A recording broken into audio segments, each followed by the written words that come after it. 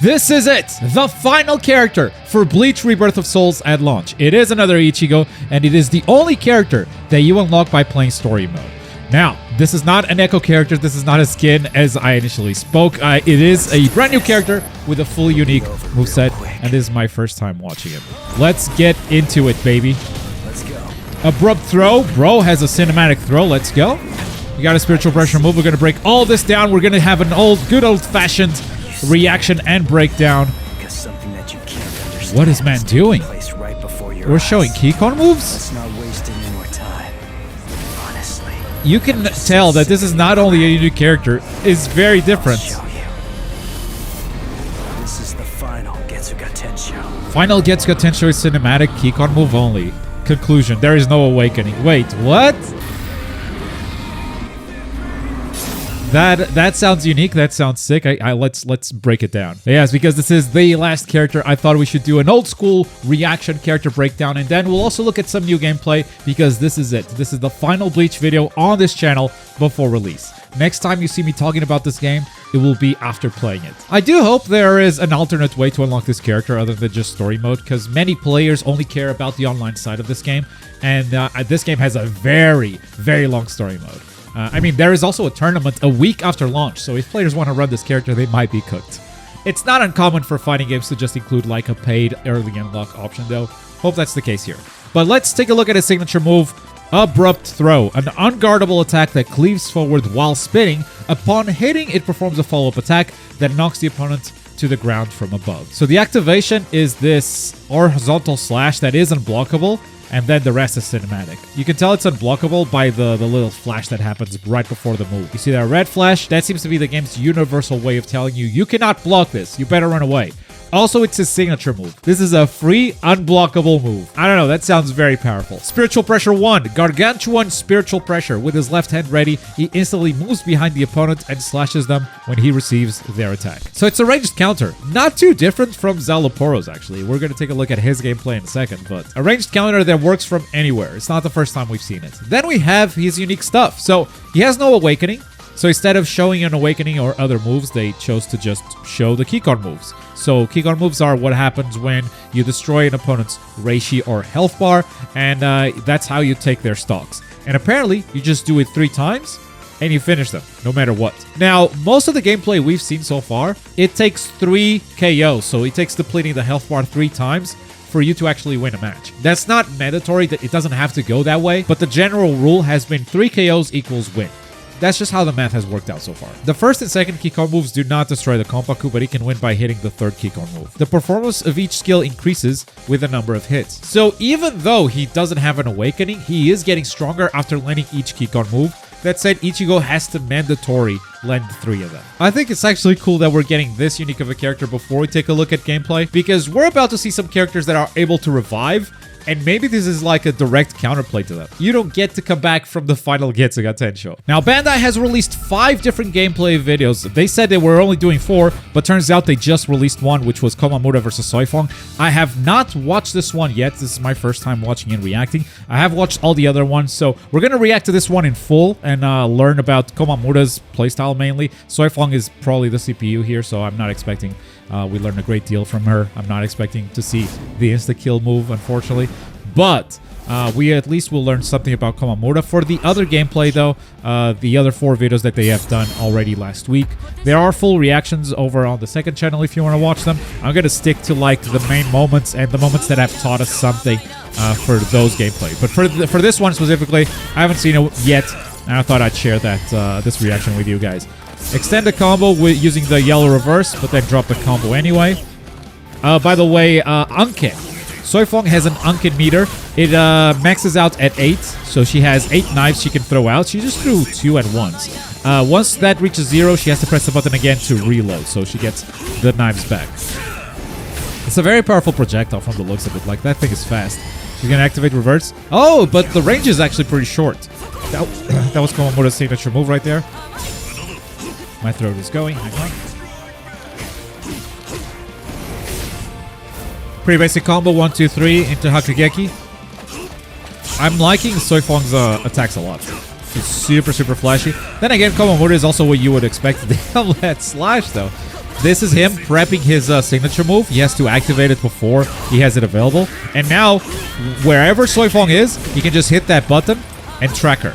So he can do it. Oh, he went for spiritual pressure. This is an armored move that goes through her stuff. Raw Hakugeki into Kikon. Okay. Sometimes it be like that.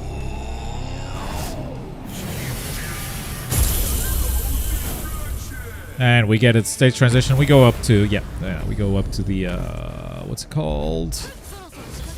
Anyway, Awakening, Fong. What is this OST? I don't always notice the OST, but this one, for some reason, was like, hang on. That's her SP2? Sokyoku Hill, that's the name I was looking for. We go to Sokyoku. Alright, another big Hakugeki and Flash Step extension. Out of meter. Goes for his spiritual pressure move. This has failed both times he used it. It armors through, but she's not mashing, so you're not getting anything. He preps his signature move. He has it available now. Throw her away, and down signature move. There it is. That just tracks you. So it's a very powerful like anti-zoning tool. Fong needs to reload here. Oh, he actually got the hit this time. Perfect flash step? Yes. You got a full combo here. Don't waste this opportunity. Ooh, another raw, bro. He drops the combo, raw Hakugeki, and just gets it. It's the same keycard move, right? Because he hasn't awakened yet. Perhaps his signature move. Fong, come on, give us one combo. Goddamn CPU. Yeah, so Komamura also has the unique icon next to his meter. That's a signature move, whether it is prepped up or not. Right now he has it loaded up, so he could just use it whenever he wants. Let's go evolution. Let's see this overpowered Bankai. But if you don't finish the opponent during the Bankai, he does lose some of his moves apparently. We'll see each one's. This is our SP1. That's the one that if she holds down the button, it becomes the insta-kill. She needs to hit the insta-kill twice. She hasn't done it. She hasn't done it there. Oh, that's the unblockable move. It's slower, but unblockable. You gotta get out of the way. It is gigantic, too. You know what? Don't use your evolution. That's actually smart. Because if you go giant right now, you only have that sliver of health. Any hits could actually kill you. So yeah, just wait until your health is full again. Let her get this one. We get to see a sick Fong keycard move, too. She pulls the Bankai immediately. I guess she is in Awakening already, so makes sense. We get our second keycard move. 6! 6 in one go! It was a soul break.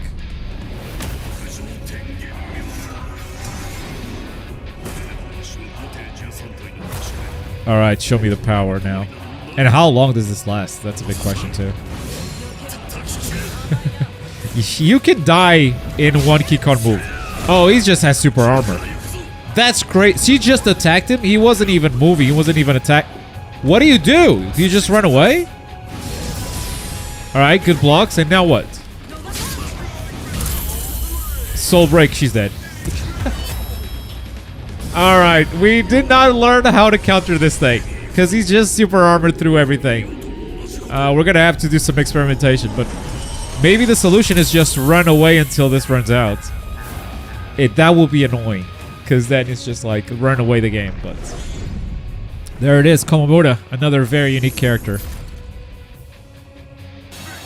Sick. Now let's jump into the other gameplay they released last week. We got 4 videos and we're going to start right here with Ikkaku versus Ichigo. Now, if you remember Ikkaku's moveset breakdown, you will know that he's a stance character. So he's going to assume the stance here and he's going to show you one of the 3 follow-ups. This is the sweep follow-up. He's going to do it 2 in a row just so you get a good look at it. Pretty quick follow-up. Seems to be like the default option. Ichigo actually draws first blood here. He's the first one to destroy some Konpaku.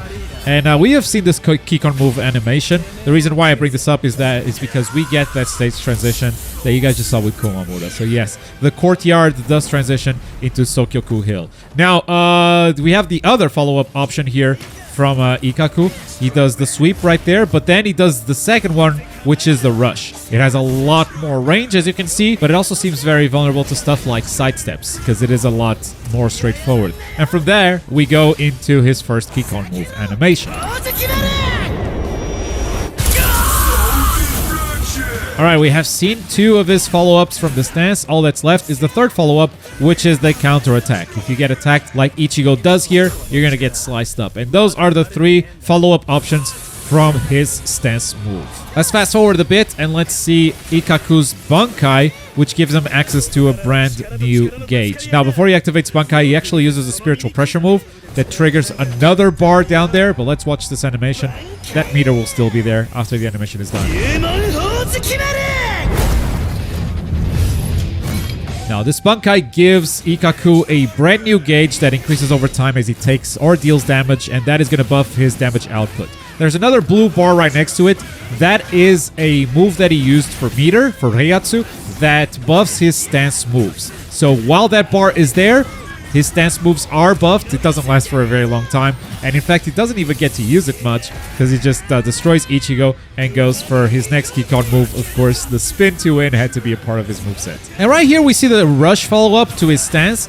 Unfortunately, during Bankai in this gameplay, that's the only follow-up we see. We don't get to see the sweep or the counter-attack at all. So I wonder if those options are just gone when he enters Bankai. I sure hope not. Maybe it's just the player going for the same option all the time. But as you can see right here, he's going to do it once more. And every time he lands an attack, that Ryumon gauge is just increasing and increasing. What I really like about the Ryumon gauge is that it not only is filling up in the HUD, it's also matched by the player model itself. Because if you're able to see the dragon on his weapon, it is filling up at the exact same rate that the bar on the HUD is. So it's represented in 2 places at the same time. It's some nice attention to detail for sure. Now here we're going to take a look at Ichigo, who breaks a combo using his reverse. And this Ichigo gets the Hollow Mask when he uses reverse in Bankai after awakening. Not entirely sure what the buffs are here outside of a damage buff, but he is able to deal some damage to Ikkaku and go for his own kick-on move animation.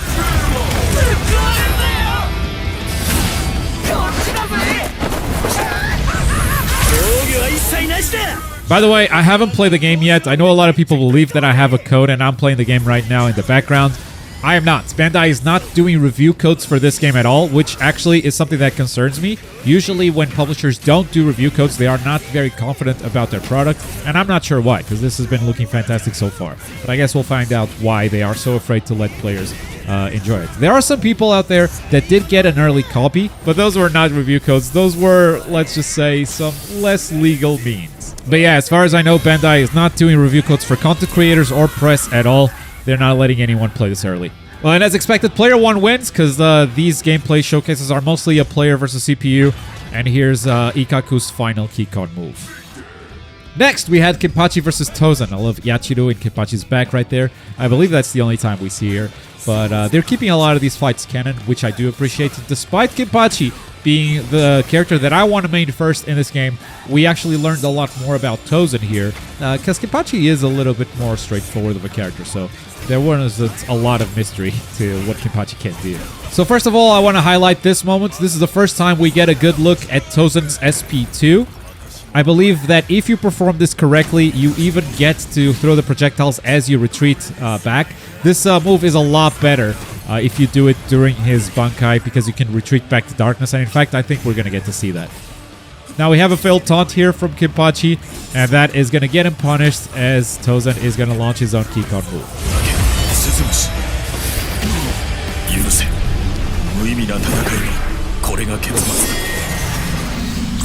Tosen's health is pretty low, so Kenpachi has a good chance of just clapping back on any hit right here. And there you have it. Any combo will do it, and we get Kenpachi's kick-on right back. Now, 2 kick-ons back to back, and then Tosen goes Bankai. And we learned a lot about his Bankai here. Now, Tosen's Bankai makes the opponent blind. His vision becomes very limited in this game. Tosen's camera, you can see everything normally, but as you can see, Kenpachi here only sees a small circle ahead of him. Now, this circle is going to get bigger. Tosen's signature move is also a counter, so he can just put out his blade and counter attack for free, and I believe that also works on ranged options.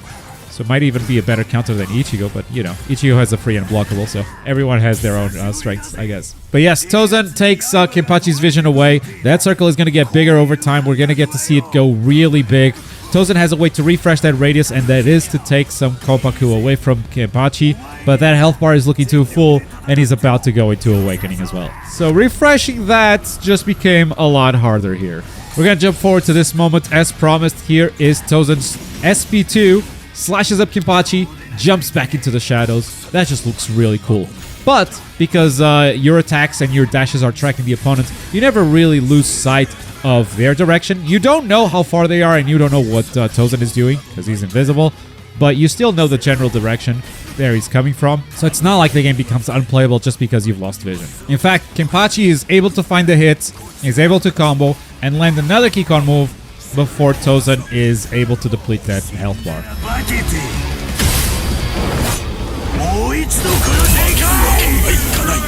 And just look at how big the circle is right now. Look at how much less effective this move has become. Of course, like, Tosen still jumps back into the shadows, but he needs to be pretty close to land any of his attacks, and so he becomes visible before like being able to land anything.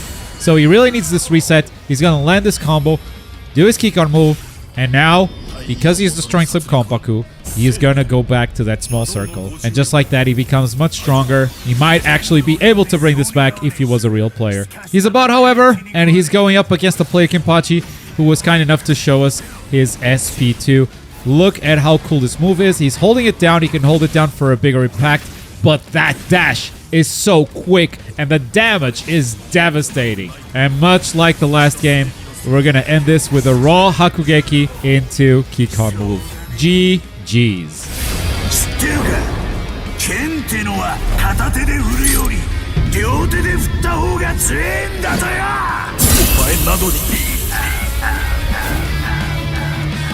Third gameplay was Grimmjow versus Ichigo Bankai. This is a different version from Ichigo than the one we broke down today, and also different from the one that fought against Ikkaku. This one starts in Bankai, and his awakening is putting on the Hollow Mask, potentially going full Hollow mode if he manages to build up enough meter before he gets killed, and he gets to revive with another 2 lives, with another 2 souls. Because of that revival mechanic, he does start with 1 less Koppaku than usual. He only starts with 8, but the player here is playing Grimmjow, so that is probably the character that we'll learn the most about. Grimmjow has an impulse gauge. Once it is full, he enters something called the Annihilation state, which buffs his damage and changes the impact of some of his moves. And he can charge it up by taking damage or by dealing damage, but also by using his signature move here. And he's just straight up charging, and the CPU is just letting him. So bam! He wants to stay in this state as often as possible because this is how he plays optimally. This is how he deals the most damage. The impulse gauge is going to deplete over time, so eventually he won't have it up anymore. He will have to work to fill up the gauge once again. But he's actually able to combo Ichigo into a Kikon move before that gauge is fully depleted.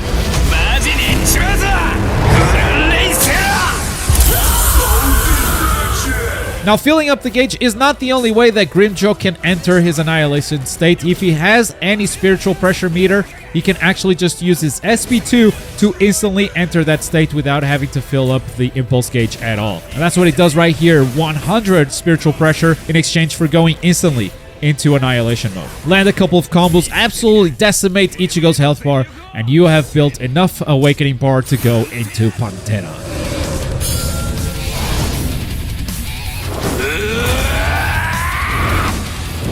Pantera immediately lands a combo, extends with Flash Step, but then does not finish it. Gets a little bit greedy, and instead Ichigo is allowed to get his evolution gauge up to max and go into his own awakening, putting on the Hollow Mask.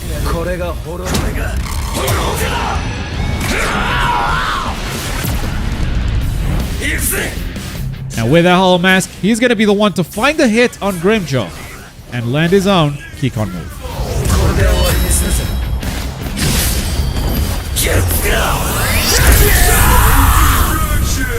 Grimmjow finally wakes up, and he had the chance to take a few stocks from Ichigo, but I believe he was going for a soul break, which he does get right here, and we get to see another Kikon move animation.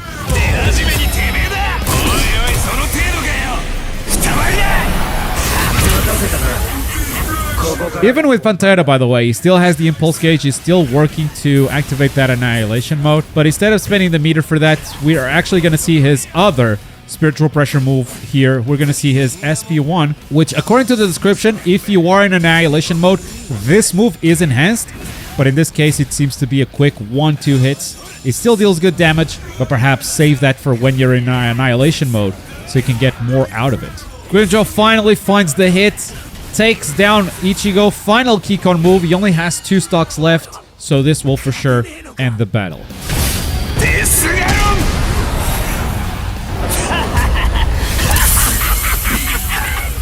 Except, we're talking about Ichigo Bankai, and he has full sublimation.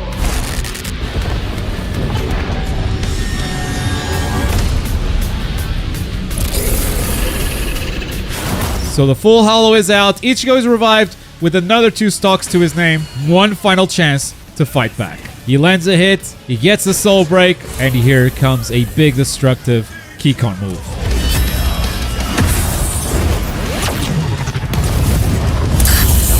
Five in one go, triggering the stage transition. That's right, we have a Hueco Mundo stage transition right here. From the sky to the ground. Now 1 stock on Grimmjow, 2 on Ichigo. But this combo right here is going to finish it. So not much more happens. We don't see a lot of this full hollow Ichigo as Grimmjow is able to deal a ton of damage towards the end there and finish him off before it becomes a real problem.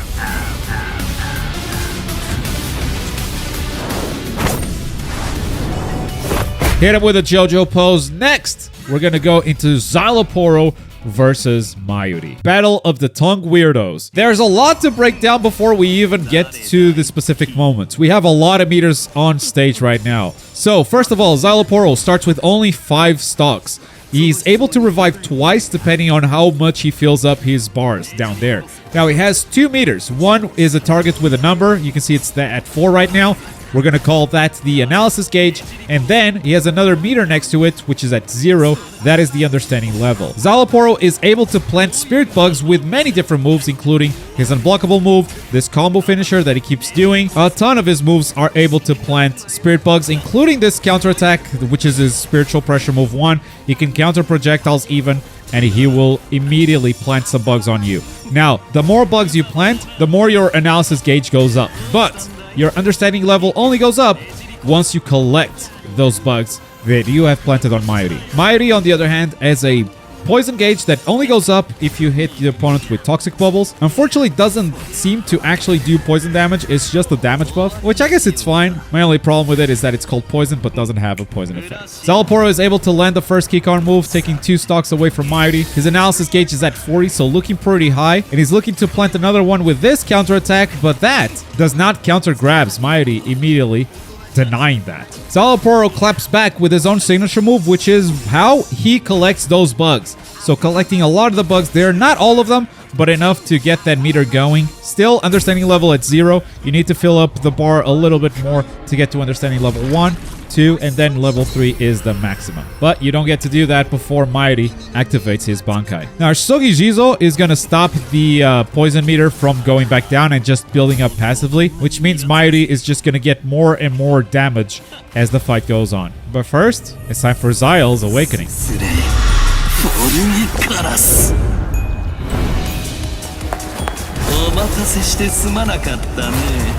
Character changes quite a bit. I believe in this moment he actually drops the combo, and I want to highlight just how fast Nemu comes out.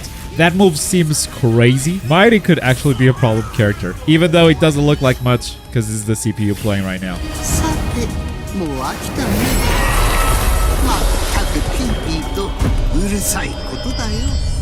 That gives him the Keycon move, and Hashizogi Jizo just covers the entire screen. My god. I really like this move from Szayel here. Slowly approaching, slowly denying the zoning, and bam, collecting more bugs, getting his first gauge of understanding level. Understanding level 1, but barely any bugs planted now. Szayel's gameplay seems to be a lot of this, a lot of balancing how many bugs you plant and when do you collect them. Because right now, Szayel is only at 2 stocks left. He needed that level 1 understanding to be able to revive in case Mayuri finishes him off. Szayel can also increase his understanding level by spending some meter, some spiritual pressure.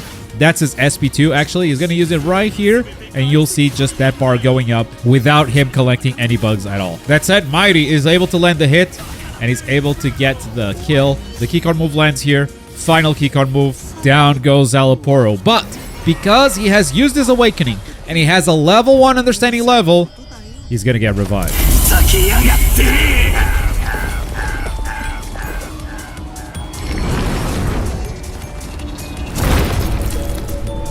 僕を殺したと思ったか？あぶねえ。こうして僕は生まれ変わる。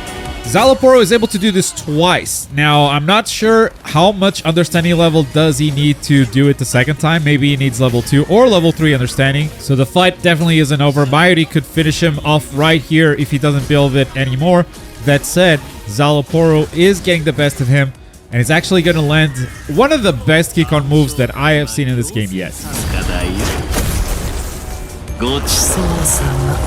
That Mayuri plushie right there, or Mayuri doll, that means that they have designed one of those for every enemy in the game, for every single character.